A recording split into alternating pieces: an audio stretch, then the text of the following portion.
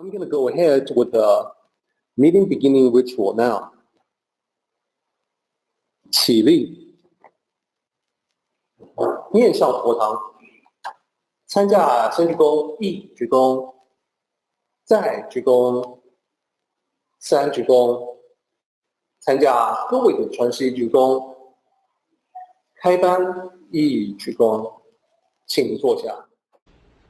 So what I was saying was that the master, provided the guidance that in order to truly improve your fate, your predestination, to transcend your destiny, if you will, is to practice Tao cultivation.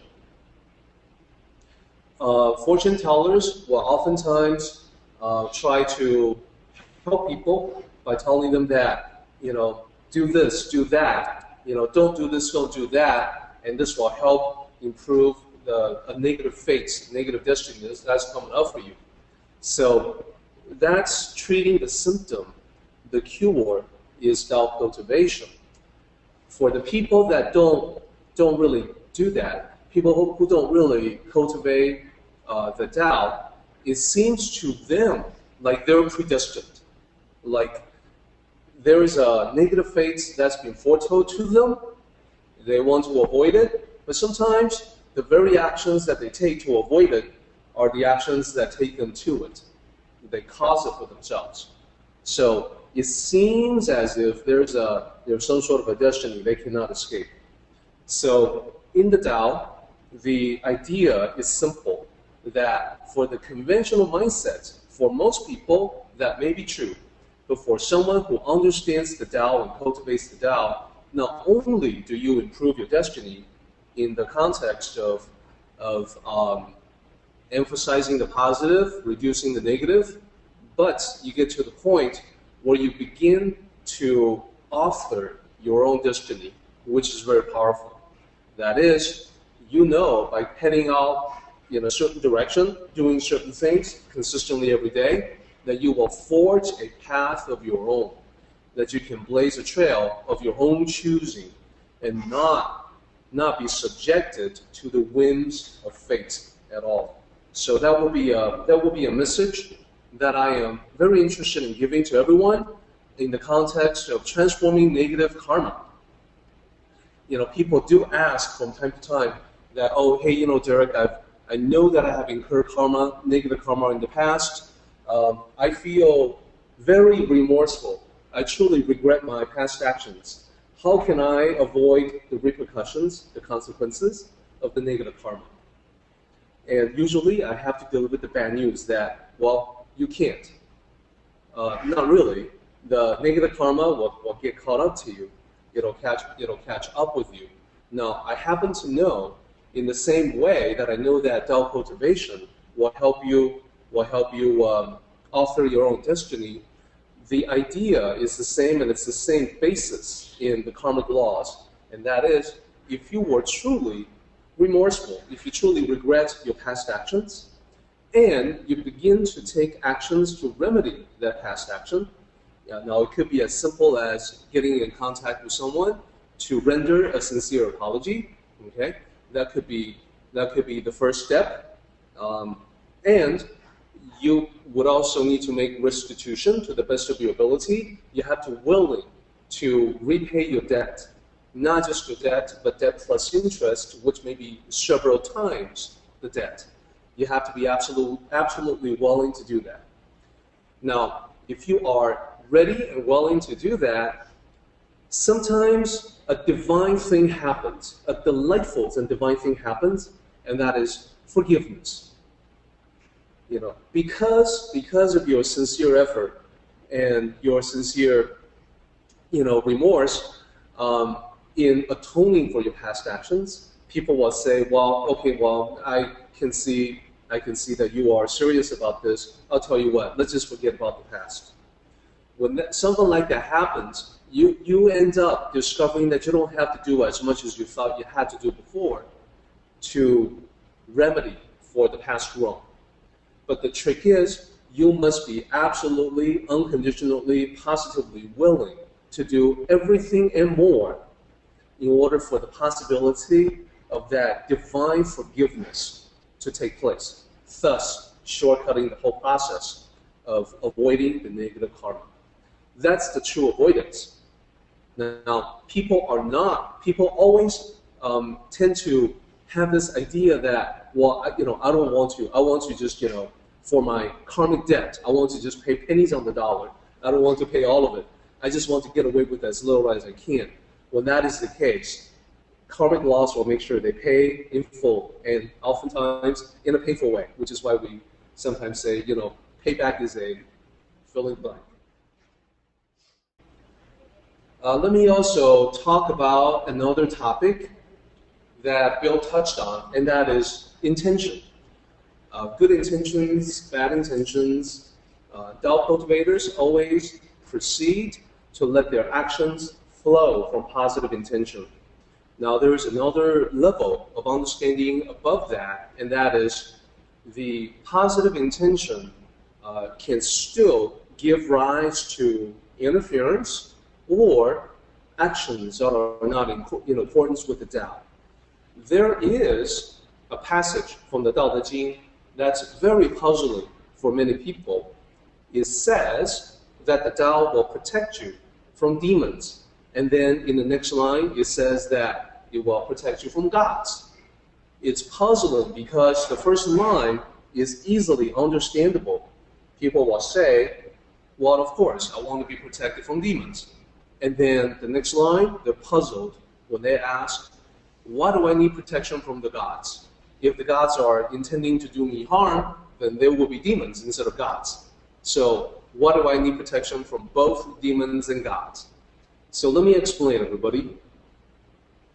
Demons in this case are not literal demonic figures that, like a horror movie, is coming after you with a knife.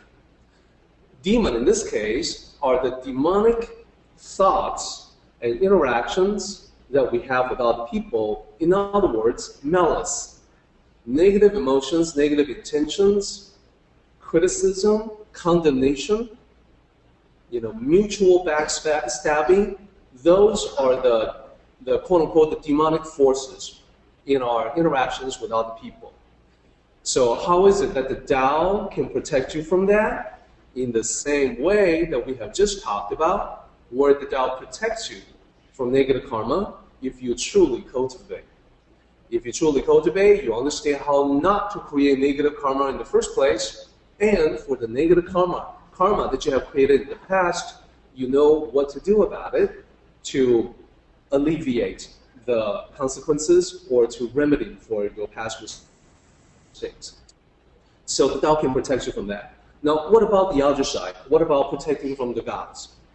Well, here's how the ancients wanted to express themselves. If you think about the demons as the negative inputs, the negative interactions between people, malice, thoughts of malice, thoughts wanting to hurt, wanting to harm, then gods are the opposite of that. What are the opposite of that? Well, good intentions. So why would I want to be protected from good intentions? Okay, that's interesting. Let's think about that. I think we all are familiar with the expression that the road to hell is paved with good intentions. What is that all about? That's a way to say that oftentimes we human beings create very negative results out of pure good intentions. Sometimes we're not even aware of it. So what are some examples to make this come alive? I mean, we can see people out of the goodness of their hearts, they are interfering with other people excessively, thus causing problems. But one example that I have in mind recently is that once in a while, I have friends who ask me for advice in dealing with children, their own children that are becoming a behavior problem. And I always say to them, my wife and I would decided to not have kids, so why are you asking me for advice on children? Or isn't this sort of like, asking a priest who's not allowed to marry about marriage counseling? What does he know about it, right? I don't have first-hand experience. rearing kids.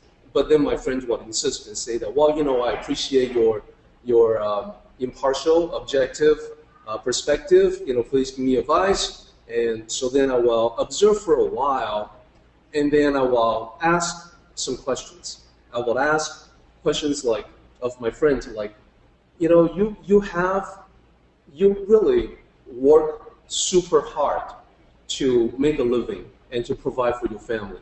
But then you give your kids whatever they want, you don't let them in, you don't let them be aware of the economic realities of what you have to go through.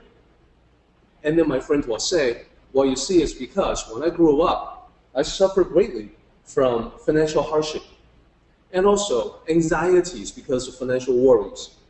I want my kids to never have to feel that way like I did, like I experienced. And I said, that's really good intention, and it's really bad for the kids. Why?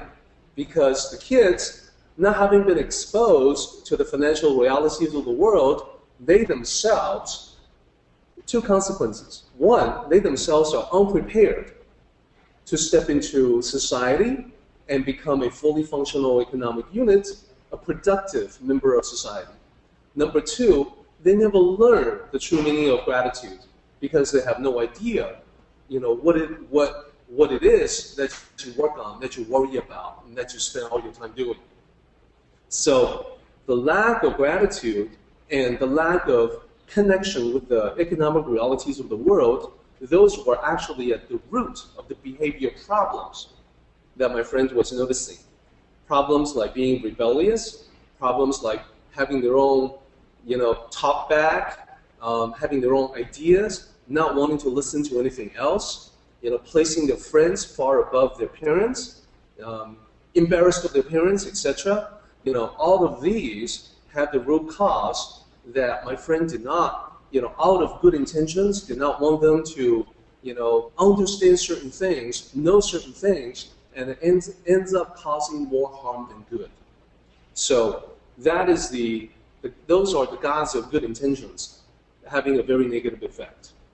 So the Tao protects you from that by providing you with clarity, that you do not suffer from other people's good intentions, and you yourself do not interfere with other people or act inappropriately contrary to the Tao out of your own good intentions. So there are very subtle interplay and patterns within the Tao and karmic interactions.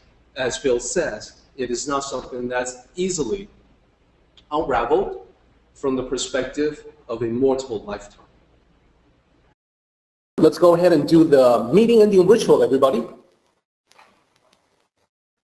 起立，面向佛堂，持下三鞠躬，一鞠躬，再鞠躬，三鞠躬，持下规则是一鞠躬，接班一鞠躬。Okay, everybody, we are done. Participate in the Tao meeting by joining us online. For information, go to Taoism.net/Tao